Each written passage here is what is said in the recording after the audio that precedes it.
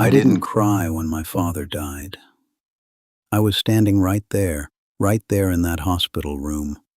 Watched the monitors go flat. Watched the nurses come in. Watched my mother collapse into the chair. And I just stood there, hands in my pockets, jaw locked, eyes dry. My brother looked at me afterward, red eyes, broken voice. He said, "How are you so calm?" And I said, "Somebody has to be." I was 34 years old, and I believed that with everything I had. Somebody has to be strong. Somebody has to hold it together. Somebody has to be the rock. And that somebody was always me. My name is Frank. I'm 75 years old, and I spent the first 70 years of my life pretending I was fine. Not sometimes, not in public, all the time, everywhere, with everyone. I pretended so well, so consistently, for so long that I forgot I was pretending. I thought that was just who I was, the strong one, the steady one, the one who doesn't break. I was wrong. I was breaking the whole time. I just called it something else. I called it strength. I called it discipline. I called it being a man. And nobody corrected me. Because the world loves a man who doesn't complain. The world rewards you for silence, pats you on the back, calls you tough, calls you reliable. Nobody ever stops and says, "Hey, are you actually okay?" And even if they did, I wouldn't have known how to answer.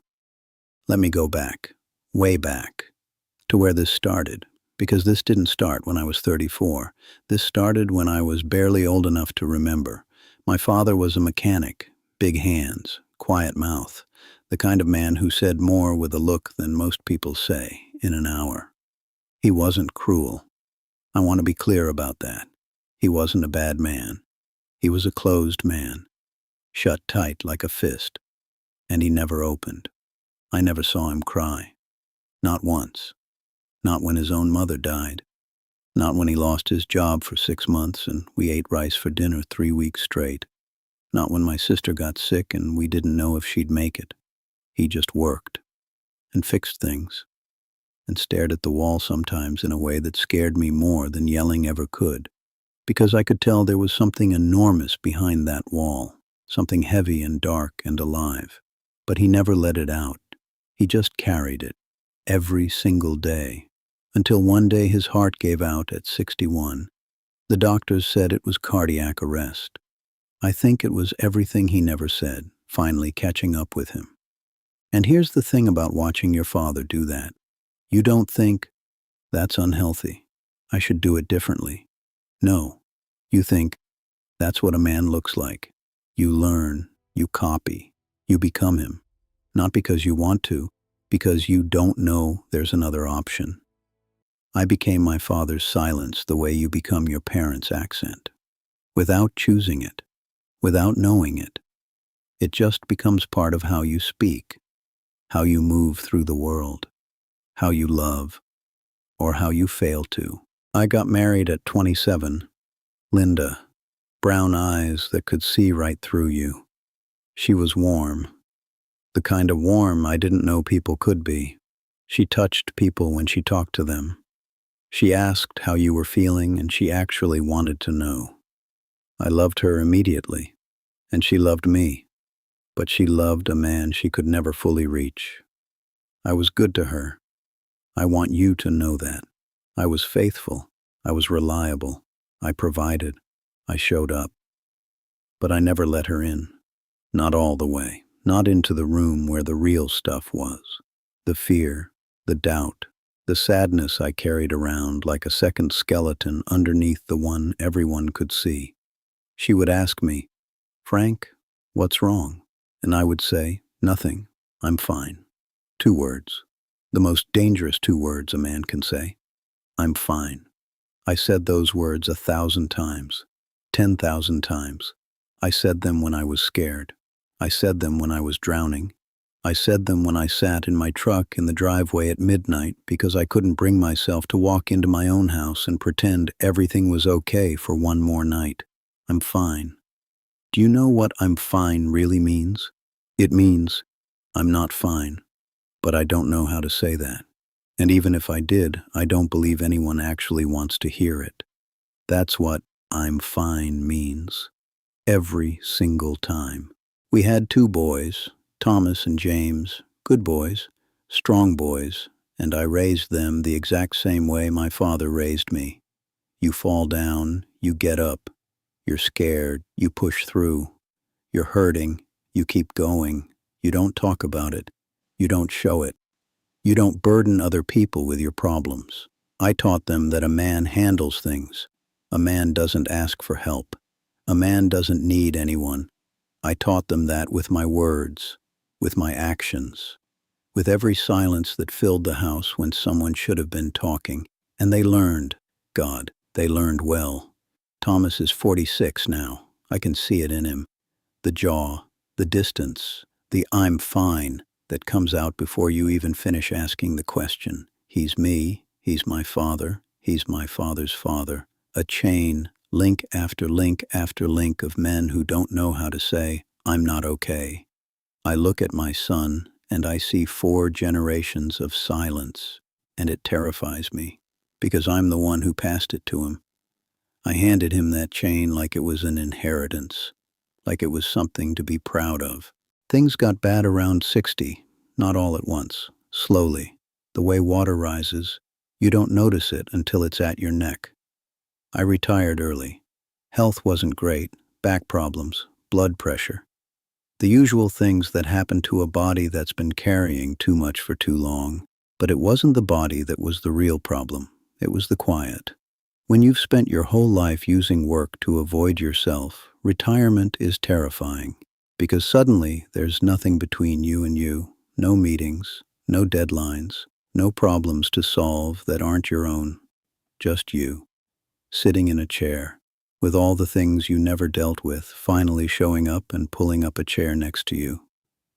I started sleeping badly, 3 hours a night sometimes none. I'd lie there in the dark next to Linda and my mind would just run.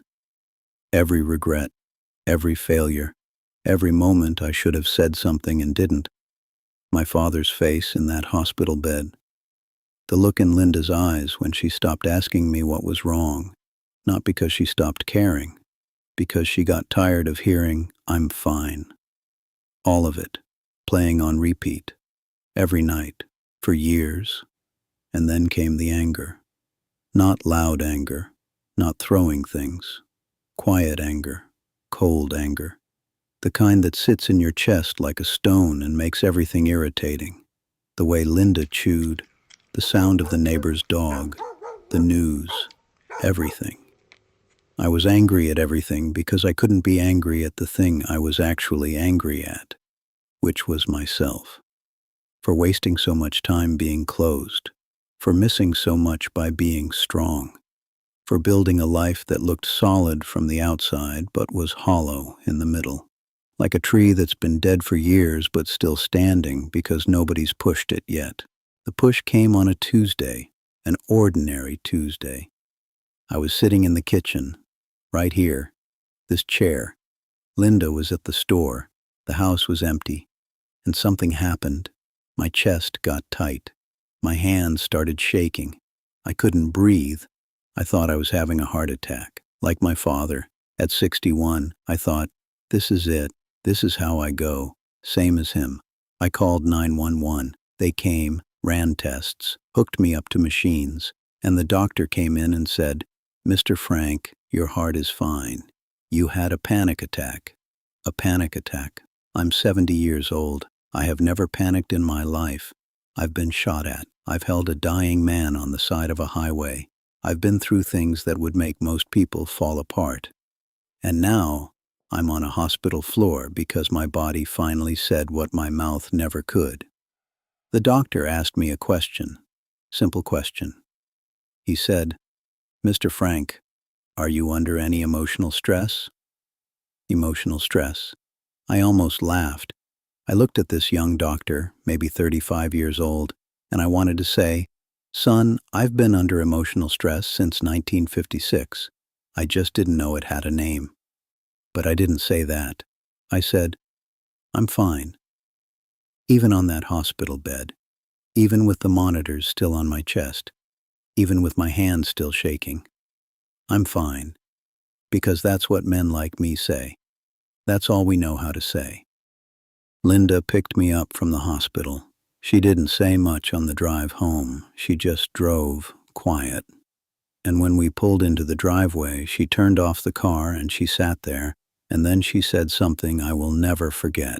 She said, "Frank, I have loved you for 43 years, and in 43 years I have never once known what you're actually feeling. I've guessed, I've interpreted, I've read your silences like tea leaves trying to figure out if you're sad or angry or scared or just tired.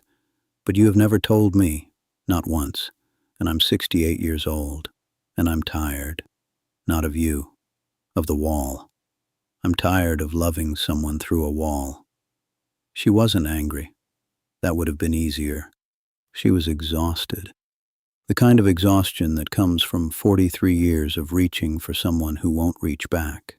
I sat in that car in my own driveway, and for the first time in maybe 50 years I felt something crack, not break, crack, like ice in spring. Just a small line at first. A tiny fracture in the wall I'd been building my whole life, and something leaked out. Not tears, not yet, just truth. I said, "I don't know how."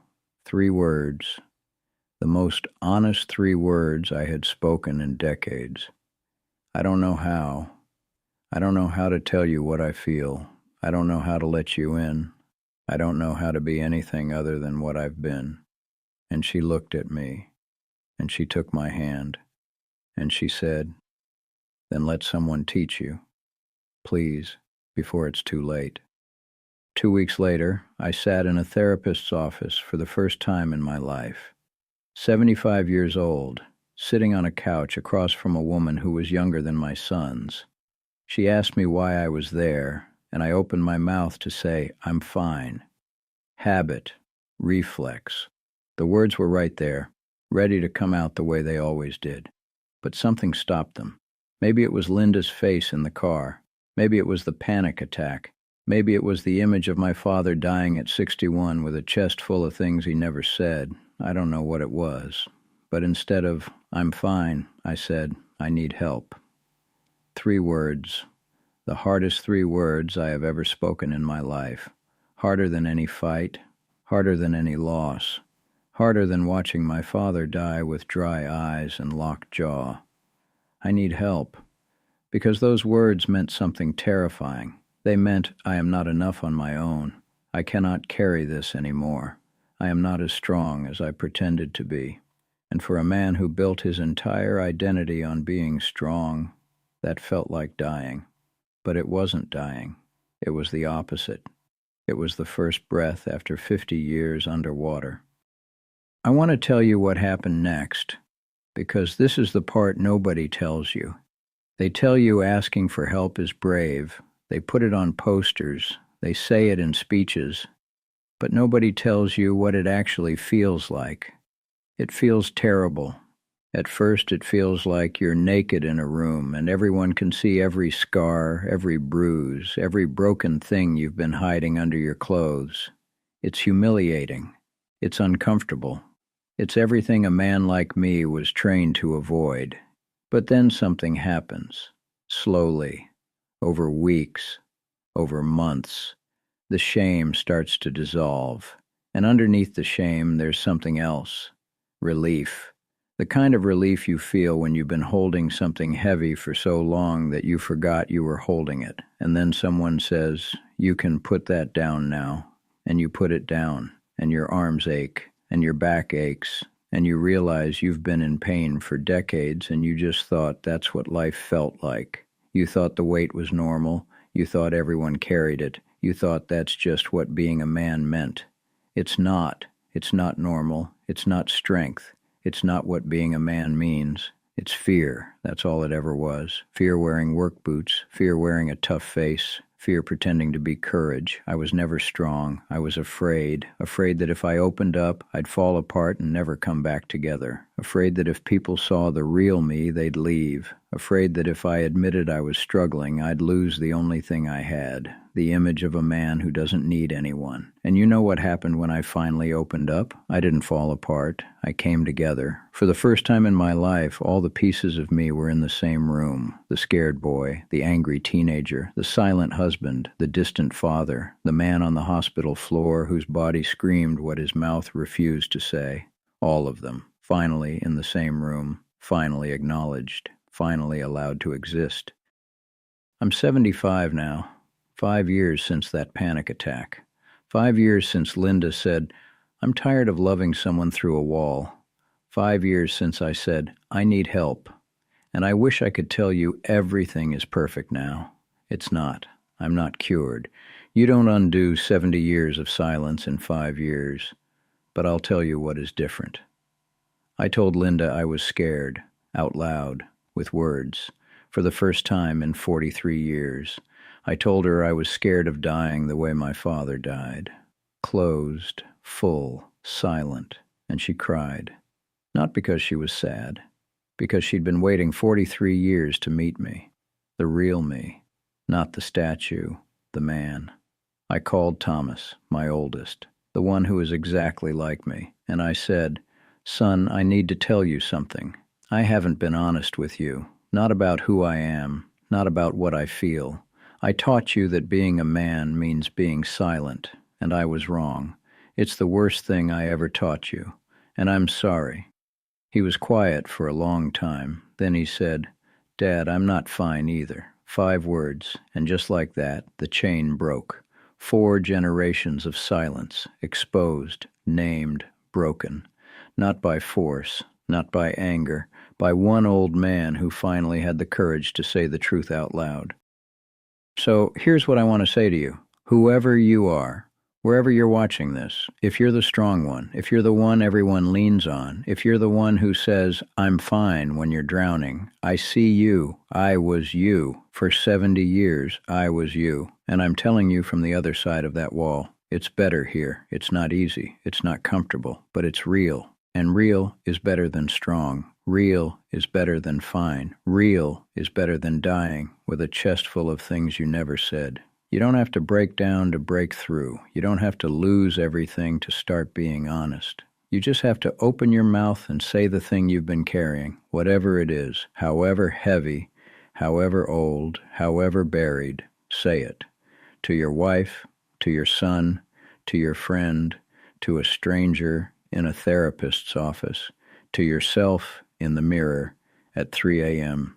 Say it, because the thing you're carrying is not going to get lighter. It's going to get heavier every year, every decade, until your body says it for you. And trust me, you don't want your body to have that conversation. My name is Frank. I'm 75 years old. I spent 70 years being the strong one, the steady one, the one who never broke. And then one Tuesday afternoon in this kitchen, my heart told me what my mouth never could. And the bravest thing I ever did wasn't fighting, wasn't providing, wasn't enduring. It was sitting on a couch across from a woman half my age and saying 3 words, "I need help." If you've spent your whole life being the strong one, maybe it's time to be the honest one. And maybe, just maybe, you'll find out that honest is stronger than strong ever was. If this reached something in you, share it with the strongest person you know, because they might be the one who needs to hear it most. And tell me in the comments, when was the last time you said how you really feel? Not, "I'm fine," the truth. Because someone in your life is waiting for that truth, and you've made them wait long enough.